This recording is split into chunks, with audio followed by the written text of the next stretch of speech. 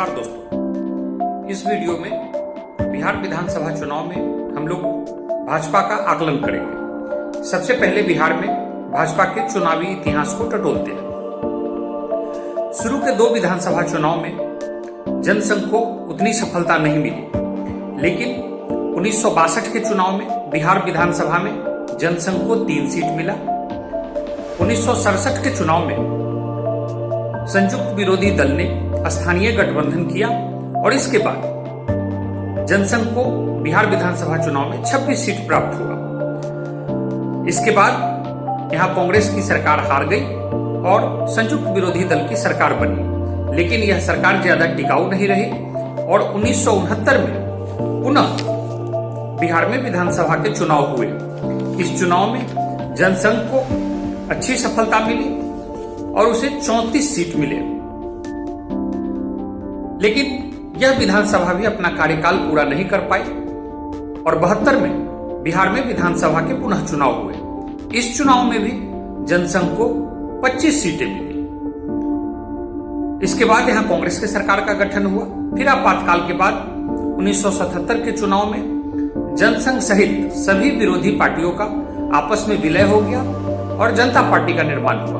1977 के चुनाव में जनता पार्टी को भारी सफलता मिली, लेकिन आपसी अंतर्विरोध के कारण 1980 में जनता पार्टी की सरकार गिर गई और उसके बाद 80 से 90 तक वहां कांग्रेस की सरकार रही। 80 के दशक में राम जन्मभूमि आंदोलन के कारण भाजपा को उत्तर भारत सहित बिहार में भी पैर जमाने का मौका मिला। जैसा कि हम जानते हैं कि जब 80 में जनता पार्टी की सरकार गिर गई, उसके बाद जनता पार्टी का विघटन हो गया और जो पहले के जनसंघ थी वह नए नाम के साथ भारतीय जनता पार्टी बनकर उभरी।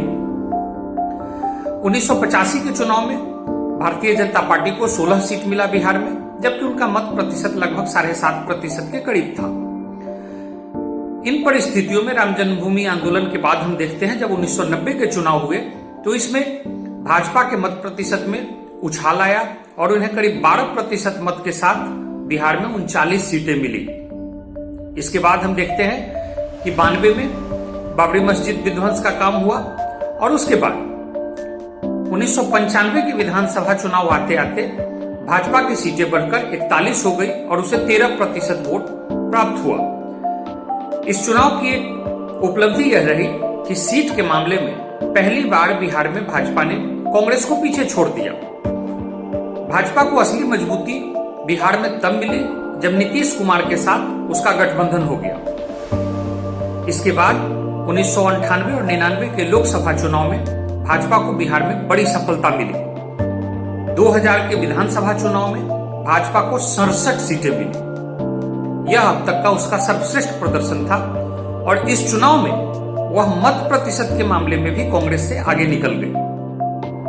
केवल बिहार में राजद ही उससे आगे थी, किंतु ज्यादातर सफलता भाजपा को वर्तमान झारखंड राज्य से मिली, जो उस समय में बिहार का हिस्सा था। हम जानते हैं कि 15 नवंबर 2000 को झारखंड बिहार से अलग हो गया और ऐसे में भाजपा के बाबूलाल मरांडी वहां के मुख्यमंत्री बने। फरवरी 2005 के बिहार विधानसभा चुनाव में जदयू और भाजपा के बीच सीट बंटवारा का एक निश्चित फार्मूला बन गया, जिसमें से भाजपा लगभग 100 के आसपास सीट लड़ने लगी। फरवरी 2005 के चुनाव में भाजपा को 37 सीटें मिली और 11% मत मिला। इस चुनाव में लोजपा केंद्र में यूपीए में रहते हुए भी बिहार में अलग चुनाव लड़ रही थी और उसे 29 सीट मिला था, जबकि उसका मत प्रतिशत लगभग 13% के करीब था, जो भाजपा से ज्यादा था। कह सकते हैं कि फरवरी 2005 में लोजपा भाजपा से बड़ी पार्टी बन गई थी मत प्रतिशत के मामले में। फिर अक्टूबर 2005 में वहां विधानसभा के चुनाव हुए। इस चुनाव तक नीतीश कुमार का लीडरशिप पूरी तरह से तय हो गया था और इस चुनाव में भाजपा को 55 सीटें मिली, लगभग 16% मत मिला और भाजपा और जदयू की सरकार बनी। नीतीश कुमार मुख्यमंत्री बने।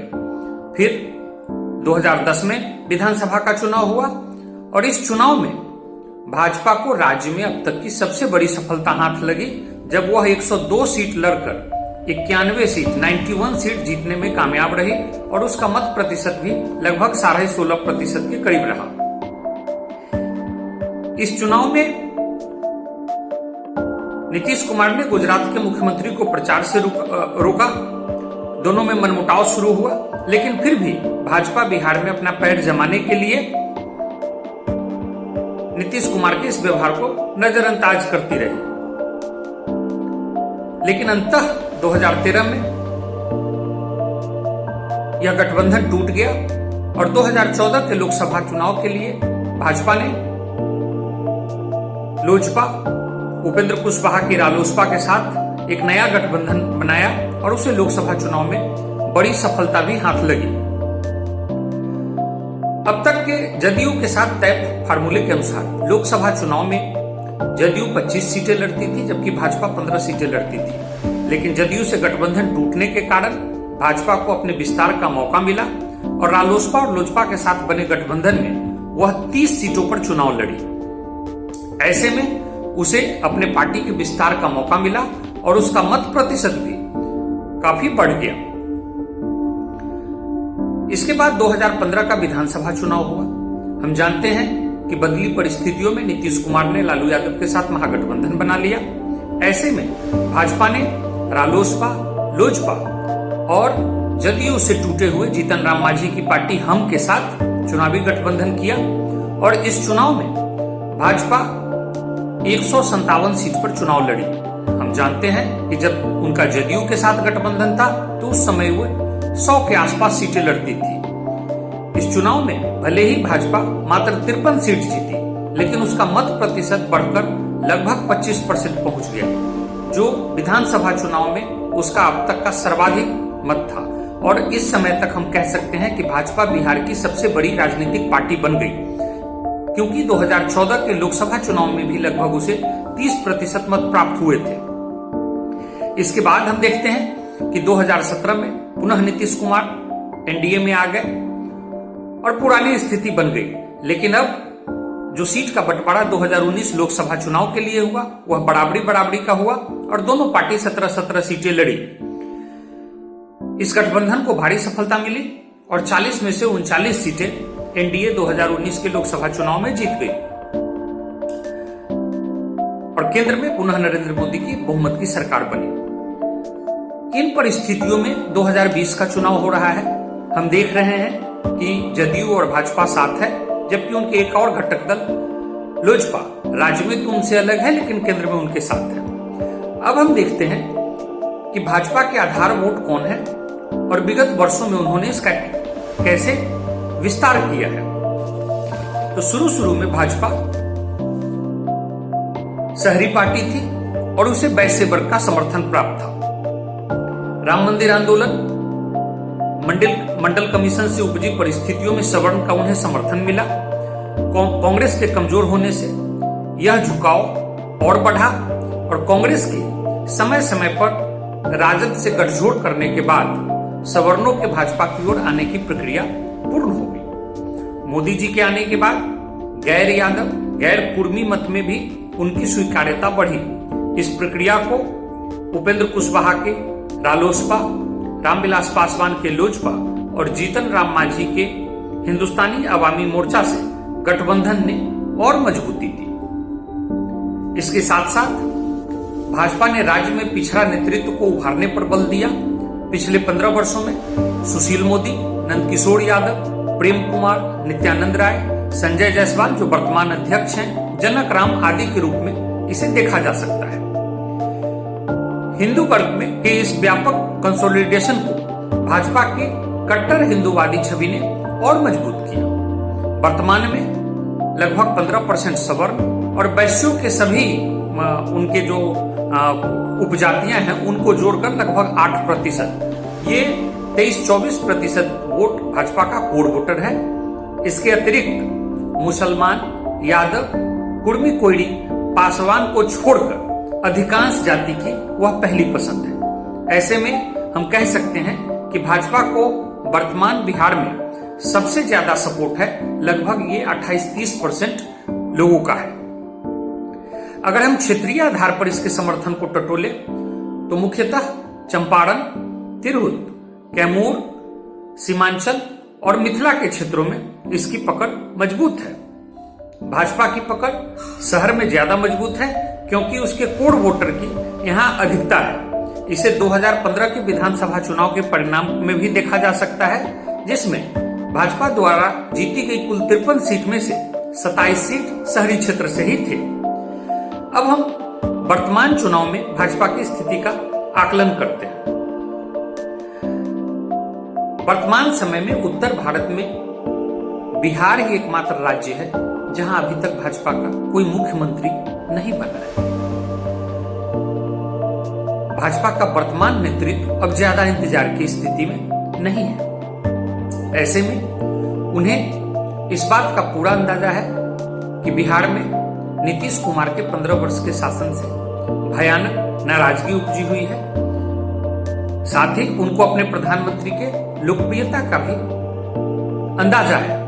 ऐसे में लगता है कि उन्होंने स्ट्रेटजी बनाई है कि राज्य सरकार के प्रति उपजी नाराजगी से भी बचाया जाए और प्रधानमंत्री के लोकप्रियता को भी भुनाया जाए। ऐसे में एलजेपी के द्वारा अपनाया जाने वाला रवैया भी उसके अनुकूल है, क्योंकि वह एक तरफ जदयू को कमजोर कर रहा है।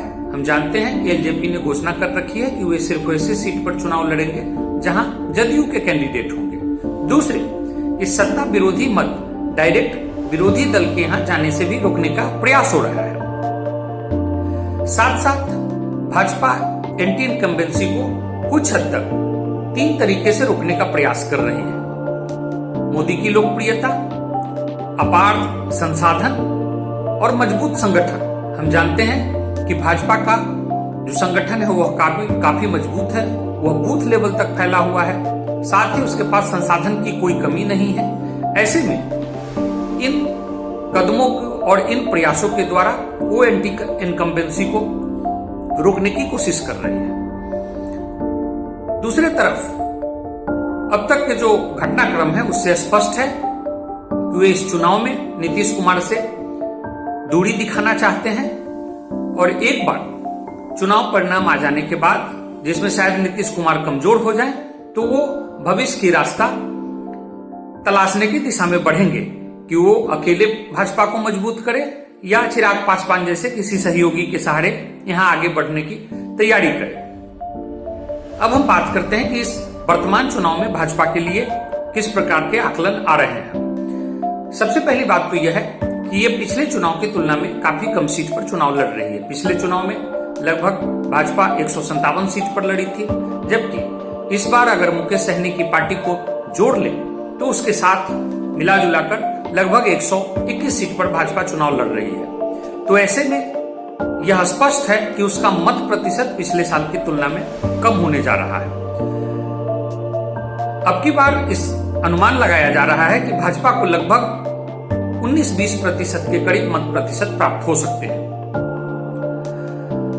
भाजपा संभवतः इकलौती पार्टी होगी, मुख्य पार्टी, जिसे 2015 की तुलना में ज्यादा विधायक चुनाव जीतकर आएंगे। अब प्रश्न यह उठता है कि क्या यह वृद्धि जदयू को होने वाले नुकसान की भरपाई कर पाएगी। वर्तमान ट्रेंड को देखते हुए यह लगता है कि भाजपा अपनी सीटें तो बढ़ा सकती है, लेकिन शायद यह सीट इतना ज्यादा न हो जो जदयू के नुकसान की भरपाई कर सके। कुछ हलकों में कहा जा रहा है कि भाजपा ने जानबूझकर जदयू के विरुद्ध लोजपा का प्रयोग किया है। लोजपा मुख्यतः जदयू के विरुद्ध चुनाव लड़ रही है तथा इन सीटों पर अधिकांशतः भाजपा के नेता ही उनके उम्मीदवार हैं। ऐसे में इस बात की संभावना है कि जैसे जैसे चुनाव आगे बढ़ते जाएंगे, जदयू के कोर वोटर भी भाजपा के प्रत्याशी को हराने का प्रयास करेंगे।